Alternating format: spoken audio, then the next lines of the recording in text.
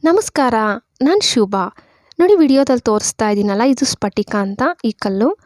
ಇದು ಸಾಮಾನ್ಯವಾಗಿ ಎಲ್ಲರ ಮನೆಯಲ್ಲಿ ಇರುತ್ತೆ. ನಮ್ಮ ಮನೆಯಲ್ಲಿ ನಾನು ದಿನನಿತ್ಯ ಕೆಲಸಗಳಿಗೆ ಹಿಂಗೆ ಬಳಕೆ ಮಾಡ್ಕೊತೀನಿ. ಇದು ತುಂಬಾ ಉಪಯೋಗಕ್ಕೆ ಬರುತ್ತೆ. ಅಂದರೆ ನಮ್ಮ ತಾತ ಅವರು ನಮಗೆ ಹೇಳ್ಕೊಟ್ಟಿರೋ ಟಿಪ್ಸ್ನು ನಾನು ನಿಮ್ಮ ಜೊತೆ ಶೇರ್ ಮಾಡ್ತಾ ಇದ್ದೀನಿ. ಸ್ಫಟಿಕನ ಸ್ವಲ್ಪ ತಗೊಂಡು ಪುಡಿ ಮಾಡ್ಕೊಂಡಿದ್ದೀನಿ ನೋಡಿ. ಕುಟ್ಟಣಿಗೆ ಹಾಕ್ಬಿಟ್ಟು ಚೆನ್ನಾಗಿ ಪುಡಿ ಮಾಡಿಕೊಂಡು ಒಂದು ಬಾಕ್ಸಲ್ಲಿ ಸ್ಟೋರ್ ಮಾಡಬೇಕು. ಮತ್ತು ಇದನ್ನು ಹೇಗೆಲ್ಲ ಬಳಸ್ಕೋಬೋದು ನೀವು ದಿನನಿತ್ಯ ಕೆಲಸಗಳಿಗೆ ಅಂತ ತೋರಿಸ್ತಾ ಇದ್ದೀನಿ. ಪ್ಲೀಸ್ ವಿಡಿಯೋನ ಸ್ಕಿಪ್ ಮಾಡ್ದಿರಾ ಲಾಸ್ಟ್ವರೆಗೂ ನೋಡಿ. ಒಂದು ಬಾಕ್ಸಲ್ಲಿ ಇಟ್ಟಿದ್ದೀನಲ್ಲ, ನೀವು ಮಕ್ಕಳೇನಾದರೂ ತಕ್ಷಣ ಬಿದ್ದೋಗ್ಬಿಡ್ತಾರೆ, ತುಂಬ ಬ್ಲಡ್ ಬರ್ತಾ ಇರುತ್ತೆ. ನೀವೇನು ಮಾಡಬೇಕಂದ್ರೆ ಈ ಪುಡಿನೂ ಒಂದು ಕಪ್ಪಿಗೆ ಸೇರಿಸಿ ಒಂದು ಸ್ವಲ್ಪ ನೀರು ಸೇರಿಸಿ ಸ್ವಲ್ಪ ಗಟ್ಟಿಯಾಗಿ ತಿಕ್ಕಾಗಿ ಪೇಸ್ಟ್ ಮಾಡ್ಕೋಬೇಕು. ವಿಡಿಯೋದಲ್ಲಿ ತೋರಿಸ್ತಾ ಇದ್ದೀನಲ್ಲ, ಒಂದಷ್ಟು ಗಟ್ಟಿಯಾಗಿ ಪೇಸ್ಟ್ ಮಾಡಿಕೊಂಡು ಎಲ್ಲಿ ಗಾಯ ಆಗಿರುತ್ತೆ, ತುಂಬ ಬ್ಲಡ್ ಬರ್ತಾ ಇರುತ್ತೆ ಅಂದಾಗ ಅದಕ್ಕೆ ಅಪ್ಲೈ ಮಾಡಿಬಿಟ್ರೆ ಬ್ಲಡ್ ಬರೋದು ನಿಂತೋಗುತ್ತೆ. ಇದು ಆ್ಯಂಟಿಸೆಪ್ಟಿಕ್ ಥರ ಕೆಲಸ ಮಾಡುತ್ತೆ. ಬೇಕಾದರೆ ಟ್ರೈ ಮಾಡಿ. ಎಲ್ಲಿ ನಿಮಗೆ ಗಾಯ ಆಗಿರುತ್ತಲ್ಲ ಅಲ್ಲಿ ಇದನ್ನು ಅಪ್ಲೈ ಮಾಡಿಬಿಟ್ಟು ಹಾಗೆ ಬಿಟ್ಬಿಡಬೇಕು. ಗಾಯನೂ ತುಂಬ ಬೇಗ ವಾಸಿ ಆಗುತ್ತೆ. ಬೇಕಾದರೆ ಟ್ರೈ ಮಾಡಿ. 1 ಗ್ಲಾಸಷ್ಟು ಉಗುರು ಬೆಚ್ಚಗಿರೋ ನೀರು ತಗೋಬೇಕು. ಜಾಸ್ತಿ ಬಿಸಿ ಇರಬಾರ್ದು. ಒಂದು ಸ್ವಲ್ಪ ಈ ಪುಡಿನೂ ಸೇರಿಸ್ಬಿಟ್ಟು ಚೆನ್ನಾಗಿ ಮಿಕ್ಸ್ ಮಾಡಿಬಿಡಿ. ಮಿಕ್ಸ್ ಮಾಡಿಬಿಟ್ಟು ಯಾರಿಗೆ ಬಾಯಲ್ಲಿ ಪದೇ ಪದೇ ಹುಣ್ಣಾಗ್ತಾ ಇರುತ್ತೆ ಮತ್ತು ಬಾಯಲ್ಲಿ ಒಂಥರ ಸ್ಮೆಲ್ ಬರ್ತಾ ಇರುತ್ತೆ ಅವ್ರು ಮಾತಾಡ್ತಾ ಇದ್ದರೆ, ಒಬ್ಬೊಬ್ಬರು ಬ್ರಷ್ ಮಾಡಿದ ತಕ್ಷಣ ಹಲ್ಲುಗಳಲ್ಲಿ ಬ್ಲಡ್ ಬರ್ತಾ ಇರುತ್ತಲ್ಲ, ಅವರು ಕೂಡ ಇದನ್ನು ಟ್ರೈ ಮಾಡ್ಬೋದು. ಅಂದರೆ ದಿನಕ್ಕೆ 2 ಟೈಮ್ ಹಿಂಗೆ ಬಾಯಿ ಮುಕ್ಕಳಿಸೋದ್ರಿಂದ ನಿಮಗೆ ಹಲ್ಲಿನ ಯಾವ ಸಮಸ್ಯೆನೂ ಬರೋದಿಲ್ಲ. ಸೈಡ್ ಎಫೆಕ್ಟ್ಸು ಇರಲ್ಲ. ಇದು ನ್ಯಾಚುರಲ್ಲು. ಬೇಕಾದರೆ ಟ್ರೈ ಮಾಡಿ. ಒಂದು ಚಿಕ್ಕ ಕಪ್ಗೆ 1 ಟೇಬಲ್ ಸ್ಪೂನಷ್ಟು ಪುಡಿ ಸೇರಿಸಿದ್ದೀನಿ. ಮತ್ತು ಜೇನುತುಪ್ಪ ಒಂದು ಸ್ವಲ್ಪ ಸೇರಿಸ್ಬಿಟ್ಟು ಒಂದು ಪೇಸ್ಟ್ ಒಂದು ಸ್ವಲ್ಪ ಗಟ್ಟಿ ಪೇಸ್ಟ್ ಮಾಡ್ಕೊಬಿಡಿ. ಇದನ್ನು ನಿಮ್ಮ ಫೇಸ್ಗೆ ಅಪ್ಲೈ ಮಾಡ್ಕೋಬೇಕು. ಅಂದರೆ ಯಾರಿಗೆ ಮುಖದಲ್ಲಿ ಬಂಗಿದೆ, ಕಪ್ಪು ಕಲೆ ಇದೆ ಅನ್ನೋರು ಇದನ್ನು ಅಪ್ಲೈ ಮಾಡಬೇಕು.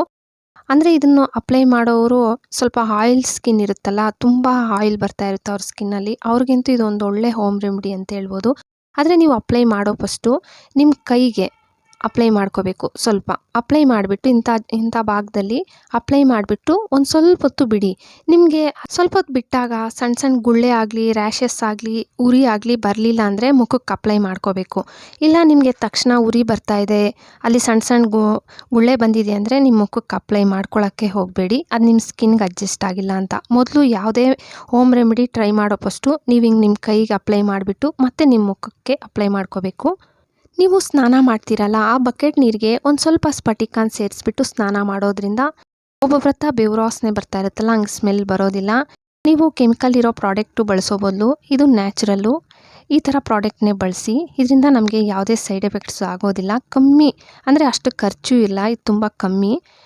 ನಮ್ಮ ಮನೆ ಬಾಗಿಲಿಂದ ಯಾರಾದರೂ ಬರಲಿ, ಬಾಗಿಲಿಂದ ಒಳಗಡೆಗೆ ಬಂದು ಹಾಲಲ್ಲಿ ಕೂತ್ಕೊತಾರಲ್ಲ, ಅಲ್ಲಿ ಅವ್ರ ಕಣ್ಣು ದೃಷ್ಟಿ ಬೀಳೋ ಹತ್ರ ನೀವು ಈ ಸ್ವಲ್ಪ ಸ್ಫಟಿಕನ ಇಡಬೇಕು. ಹಿಂಗಿಡೋದ್ರಿಂದ ಮನೆಗೆ ದೃಷ್ಟಿ ಆಗಲ್ಲ. ಒಬ್ಬೊಬ್ಬರು ನಮ್ಮ ಮನೆಗೇನೋ ಕೆಡಕಾಗಿದೆ, ಮನೇಲಿ ಟೈಮೇ ಚೆನ್ನಾಗಿಲ್ಲ, ಮನೆಗೇನೋ ದೃಷ್ಟಿ ಆಗಿದೆ ಅನ್ನೋರು ಈ ಥರ ಇಟ್ಟು ನೋಡಿ. ಯಾವುದೇ ದೃಷ್ಟಿ ಆಗಲಿ ಮನೆ ಮೇಲೆ ಬೀಳೋದಿಲ್ಲ. ಒಂದು ಗ್ಲಾಸ್ ತುಂಬ ನೀರು ತಗೊಂಡು ಒಂದು ಸ್ವಲ್ಪ ಸ್ಫಟಿಕನ ಸೇರಿಸ್ಬೇಕು. ಅದು ನಿಮ್ಮ ಮನೆ ದೇವ್ರ ಹೆಸರನ್ನು ಮನಸ್ಸಲ್ಲಿ ಅಂದ್ಕೊಂಡು ಅದರೊಳಕ್ಕೆ ಹಾಕಿ ಮತ್ತು ಚಾಮುಂಡಿ ದುರ್ಗೆ ಹೆಸರು ಹೇಳ್ಕೊಂಡು ಅದರೊಳಕ್ಕೆ ಸೇರಿಸ್ಬೇಕು.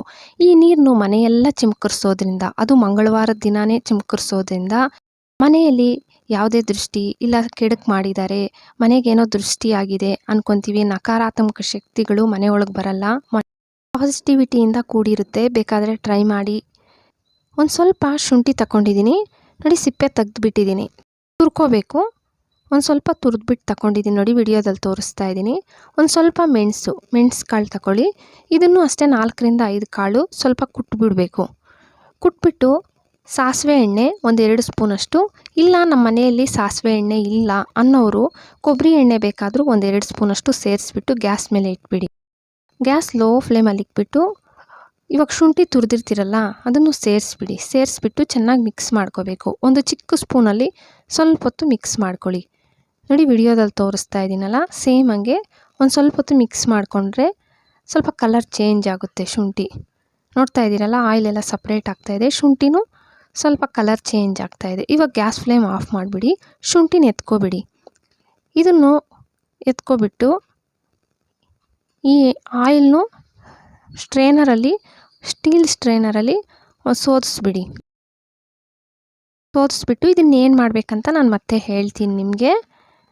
ಪೂಜೆಗೆ ಬಳಸ್ತೀವಲ್ಲ ಕರ್ಪೂರ, ಅದು ಒಂದು ಕರ್ಪೂರ ತಗೊಂಡು ಸ್ವಲ್ಪ ಪುಡಿ ಮಾಡಿ ಒಂದು ಸ್ವಲ್ಪ ಆಯಿಲ್ಗೂ ಮತ್ತು ಶುಂಠಿ ನಾವು ಸೈಡ್ಗೆ ಇಟ್ಟಿದ್ದೀವಲ್ಲ ಆ ಶುಂಠಿ ಮೇಲೇನೂ ಒಂದು ಸ್ವಲ್ಪ ಸೇರಿಸ್ಬಿಡಿ. ನೋಡಿ ತೋರಿಸ್ತಾ ಇದ್ದೀನಿ. ಇವಾಗ ಒಂದು ಚಿಕ್ಕ ಪೀಸಷ್ಟು ಬಟ್ಟೆ, ಯಾವುದಾದ್ರೂ ಕಾಟನ್ದು ಒಂದು ಚಿಕ್ಕ ಪೀಸಷ್ಟು ಬಟ್ಟೆ ತಗೊಳ್ಳಿ. ಆ ಶುಂಠಿನ ಎತ್ತು ಅದರೊಳಗೆ ಹಾಕ್ಕೋಬೇಕು. ಅಂದರೆ ನೀವು ಬಿಸಿ ಇರುತ್ತೆ, ಸ್ವಲ್ಪ ಸ್ಪೂನಲ್ಲೇ ಎತ್ತು ಹಾಕ್ಕೊಂಡು ಟೈಟಾಗಿ ಗಂಟು ಬೇಕಾದರೂ ಹಾಕ್ಕೋಬೋದು. ಇಲ್ಲ ಅಂದರೆ ನಿಮ್ಮ ಹತ್ರ ರಬ್ಬರ್ ಬ್ಯಾಂಡ್ ಇದ್ದರೆ, ನೋಡಿ ನನ್ನ ಹತ್ರ ರಬ್ಬರ್ ಬ್ಯಾಂಡ್ ಇತ್ತು, ಟೈಟಾಗಿ ಒಂದೆರಡು ಸುತ್ತು ರಬ್ಬರ್ ಬ್ಯಾಂಡ್ ಹಾಕ್ಬಿಟ್ಟು ಟೈಟಾಗಿ ಹಾಕ್ಬಿಟ್ಟು ಇದನ್ನ ಏನು ಮಾಡ್ಬೇಕಂತ ತೋರಿಸ್ತೀನಿ ಬನ್ನಿ. ಒಬ್ಬೊಬ್ಬರಿಗೆ ಪಾದಗಳಲ್ಲಿ ತುಂಬ ನೋವು ಬರ್ತಾ ಇರುತ್ತೆ.